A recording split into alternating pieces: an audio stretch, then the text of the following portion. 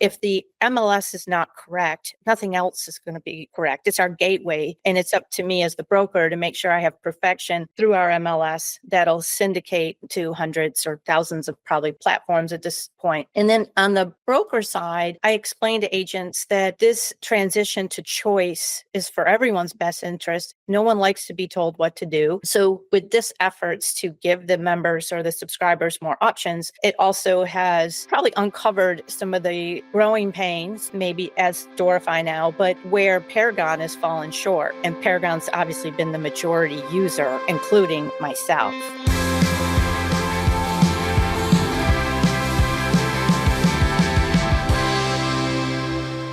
Hi, everybody. It's Matt Fowler again. I'm the executive director of Doorify MLS in Cary, North Carolina. All of our subscribers that tune in to these podcasts will know that we are doing a series called Meet the Board, and that's why we're joined here by our special guest, Linda Trevor. Hey, Linda. Hey, Matt. Good morning. Good morning. Thanks so much for joining us today.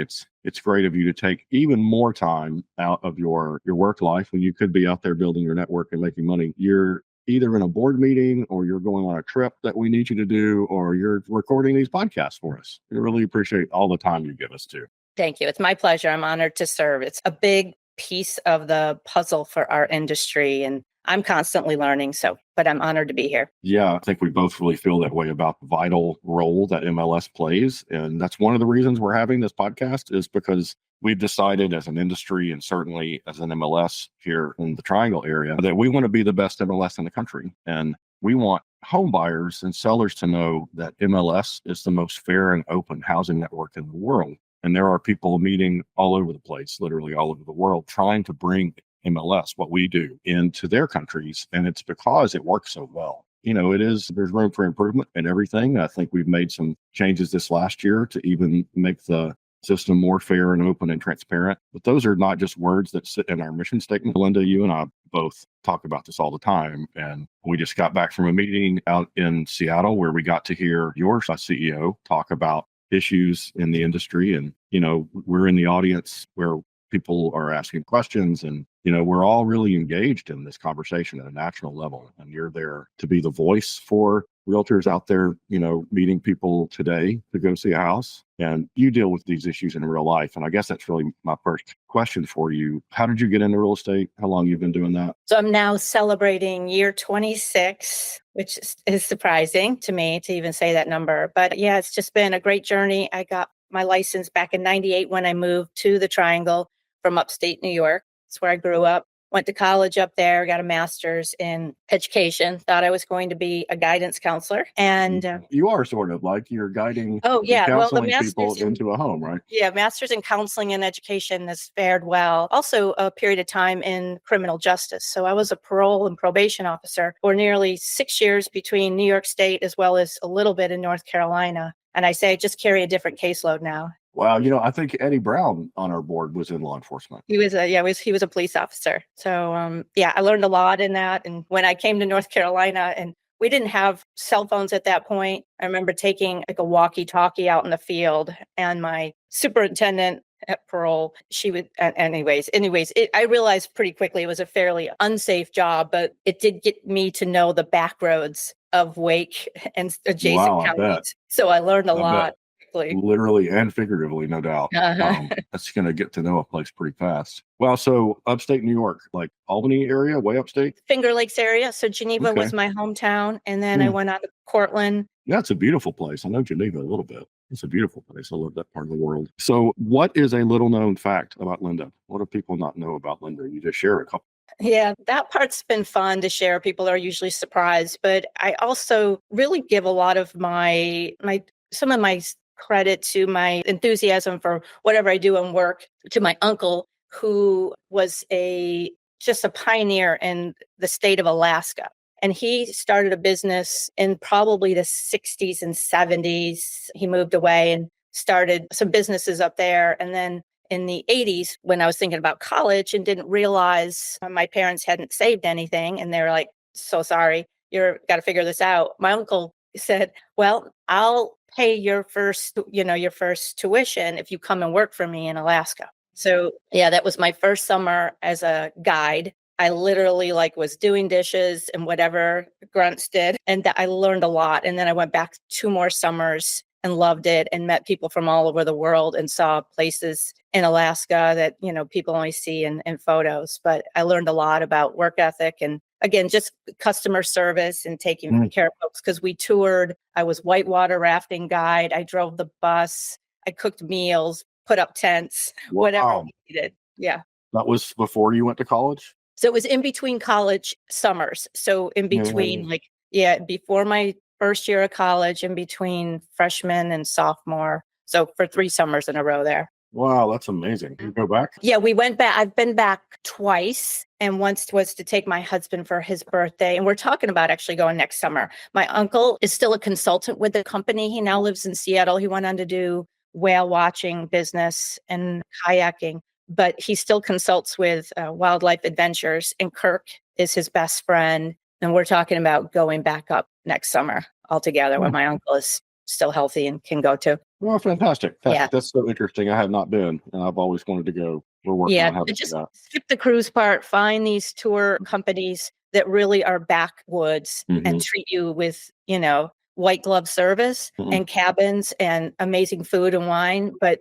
they know the way to see the countryside instead of just being. I love doing these interviews because I get to say things like, I'm going to put a link in the show notes to what you were just talking about, so it can remind us and everybody, the way to do Alaska right. So cool. I've actually to the link to the company. They don't seem attractive to me. I don't think you've really been there. You've just been on the boat, right? Right. Well, so speaking about, if I could segue into things that you're passionate about, tell me about bringing a new homeowner into a house. What makes that a thing that makes you get up in the morning? It's just, I don't know. It's something that has been really special to me and important to me. It's not about price point. I was working with some young kids, I call them kids at this point, this weekend. And, they've got a 3-month-old and they don't have a lot of family in the area. And they're really looking to me for guidance. And I'm looking under every piece of the crawl space and the ceiling stains and trying to, just prepare them for what's ahead in home ownership. But I take it seriously and I feel some of the burden, but I enjoy it. And I know they're going to find something. We missed out on multiple offers this weekend, but it's all right. We'll get the next one or when it's meant to be. Yeah, the market, my niece is buying. We were talking about this the other day, buying, and the market's pretty spicy again. There's multiple offers. Yeah. It just depends on, conditions, everything, prices. I say gets them in the door, but when it's in good condition, it usually drives up some multiple offers. And there's some good advice for the sellers out there. Yeah. Yeah. So Linda, this interview is for our subscribers, the 15,000 or so brokers and agents and appraisers and property managers and home inspectors that are in our network out there. And you and I, we have a lot of experience. You just talked about, a long history in bringing people into housing. I've been in the MLS space for a really long time, 30 years, talking about it yesterday, from the book all the way to where we are now with this standardized interconnected data systems. And you and I made a bunch of changes to the lives of everyone, from the Choice Project to introducing Flex MLS and Matrix into the market, to converting our data to standard dictionary, which our name. I want to try and explain to our subscribers who watch these interviews how we got there. Right. So I was hired 3 years ago. You guys said, run this thing like a business. Yep. And, neither of us really understood what that meant fully, but we did have an architecture, a plan that we'd seen other people do that we felt was the right thing for us. And we did that. And we're very confident that the strategy was the right strategy. But we had this collection of vendors who did the job they did. And some of them did a great job and some of them not so much. And our subscribers, who might just be primarily Paragon users, for example, I don't think they have a full picture of what really happened, who's responsible for what. It's not about blame. It's just about explaining how we got today. So maybe the way to connect with that maybe is to talk about this new brand. And we just changed our name to Doorify, connecting people with property. And we mean home buyers and sellers. We also mean connecting other software platforms to our data so that you as a broker can have choice about what's the best piece of software to use for your customer. And there's a lot going on there, but maybe rewind to the first part of 2024, when we're in the middle of Paragon being out of date and, the problems we're still dealing with. I had a meeting with ICE this morning about old photos that are missing. We added 600,000 photos over the week, or 600,000 old listings got photos over the weekend, and that's in October. So we're just telling you that, we're acknowledging that there were rocky bits, and it's still a challenge to keep the data in sync. I think we're coming to the end of all that, and now that we have, share with us a little bit how you look back at that. Yeah, I look at the big picture. You do this every day, breathe it every hour. I'm in the MLS every day, and I know how critical it is. I think I even tell my homeowners when I'm pitching for listings is that the MLS is not correct. Nothing else is going to be correct. It's our gateway, and it's up to me as the broker to make sure I have perfection through our MLS that'll syndicate to hundreds or thousands of probably platforms at this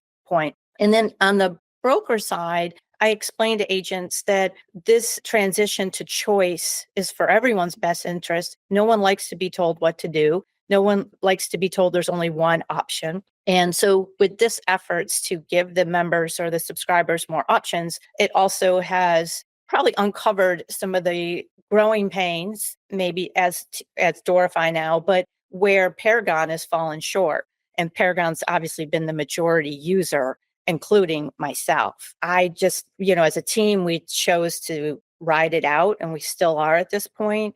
But I know that there's great things that are going to happen because of it. It's just a lot of growing pains for me personally, but we're navigating through it. And I know like I said, there'll be even better ways to enhance what we do in our business every day. I appreciate that confidence, Linda. It has been turbulent for Paragon users, and it was necessary. I want our subscribers to understand, to translate the data, to do what we did to upgrade our data systems to a national standard so that we can plug a bunch of new stuff into it, not so that Paragon would work better, but so that we could move beyond Paragon for those people who wanted to do that. And Paragon's ability, or the company is called ICE's ability to update the software that is called Paragon is how our subscribers, as you just said, kind of judge how we did this. We don't write the Paragon software; those guys do. And we did convert to a national standard, which everybody is making them do, and 500 and something MLSs across the country that are in our group. And in my long experience in the industry, ICE, and what's now ICE, isn't the best at it, at doing this data management on what we refer to as the backend. So we hired a new company to build the backend, and they have, if you call a random realtor across the country in our space and ask them who has the best API or the best backend computer systems, that's FPS. So we had them build our backend system. ICE was willing to use that data to keep the Paragon users that they had, and they kept 3 out of 4.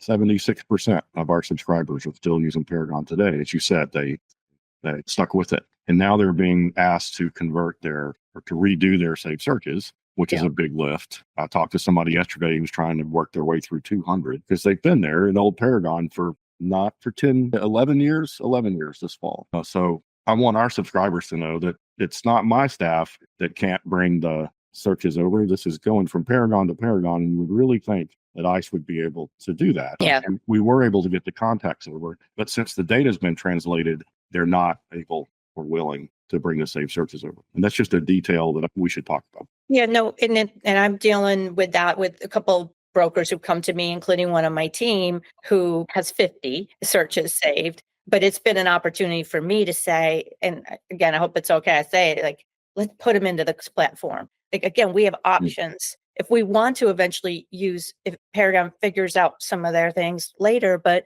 here's your opportunity to reconnect with your clients. There's no way that all 50 are hot and heavy right now on searches. So take your top 10, get those prioritized. We've got everybody else in the CRM now, and then just reset your searches. It gave me a chance to reach out to a couple folks too, like, hey, we're changing platforms, and embrace it, especially when we're not, over inundated with transactions right now. Sure. Yeah, that's so smart, Linda, to just tell that person they don't have to live in this place forever. I've been telling people, ask your customer, right? Ask the client, which one of these emails do you like better? Is there, most of these platforms have an app, a customer app that, says Linda when you log in, but it's the customer has picked you out of a list of people they can deal with. And now that communicates between you and them in the app. Our focus for next year is to make sure that app goes off with price changes and updates as fast as any app in the App Store. And Mhm. in order to do that, we had to do all this standardization.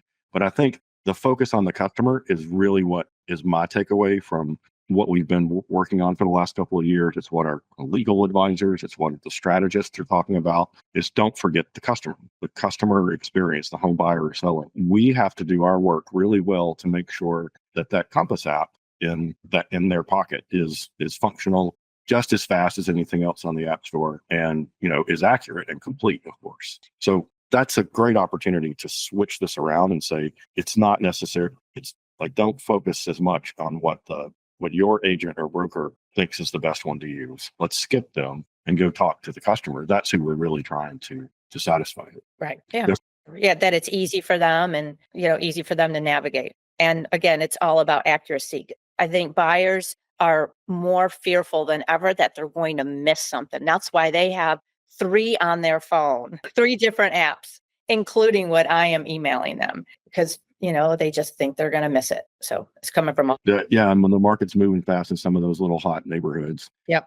A house is up and gone the first weekend. So our focus at the MLS is to make sure that when people swipe down on their phones, that everybody's app who uses our data gets it in, sub-second time, because speed is critical. And if one app goes off first, always, the consumer starts to rely on that one. And I want it to say that's my focus. So Linda, I guess we've had some questions coming from subscribers. We hear from our subscribers all the time through the help desk surveys and other stuff that we do about the whole consumer portal.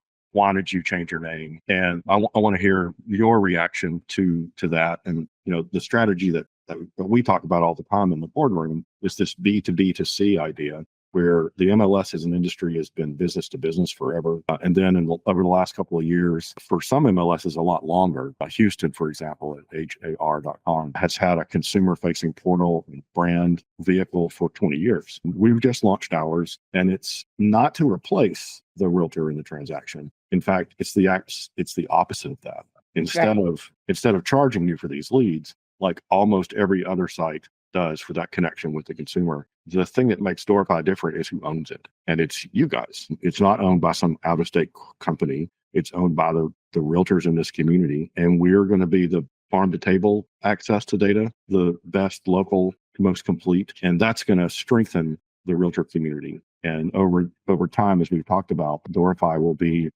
a prime source of leads and for consumer connections. When somebody asks about one of your listings, it goes directly to you with no funny business. Yeah. So maybe tell the subscribers a little bit about that story and how you feel. Well, again, we know, as a board, we've been working on this for a long time. And so I've also had the pleasure of interacting with other brokers around the country or MLS industry leaders, knowing how successful it has been in other marketplaces. So I've never doubted that. And I knew that that was going to be in our future for change. And why not? I mean, this is, a robust area for technology. Why can't we be one of the other leaders here in the area, bringing, again, accurate data, an easy place for consumers to use? But again, I know I have the added trust because I sit with you guys all the time. But I think right now we're just trying to show the members that they can trust us, that this is going to be a transparent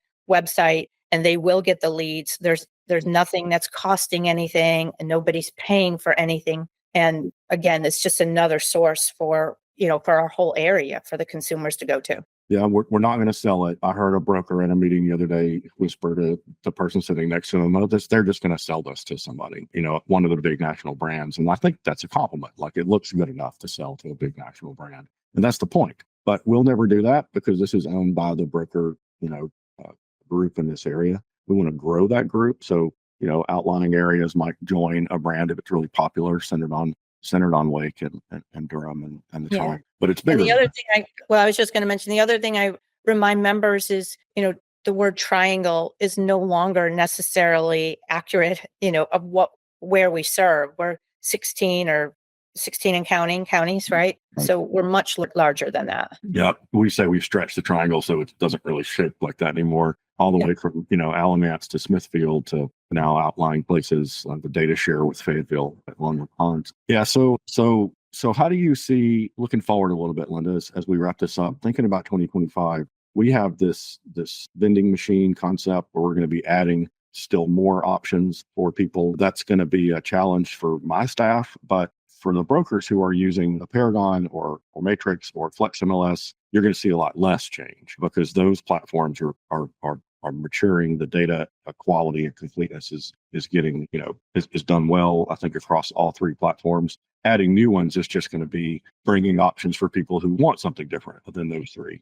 We have new CMA platforms, new MLS front ends, a new way to add listings. How would you tell people who have kind of, gone through the turbulent part of choice? How would you get them to look forward to 2025? And what would you tell those teams that are thinking about next year? I would just ask them to keep an open mind and to continually look at what's being offered and give things a try. Most of these things, will have trial periods, but it's all to bring benefit to what we do every day. So I'm excited to try things out as they come up, see what fits, see what works for myself, for our team. And again, I know we vet these folks as a board. Certainly you guys as staff go to a lot of, trouble to try to make sure we've got some good fit here for the members. So I would just encourage everyone to, again, keep an open mind, try out these different options that come available. Yeah, we use the word curate a lot so that we know, we've looked at these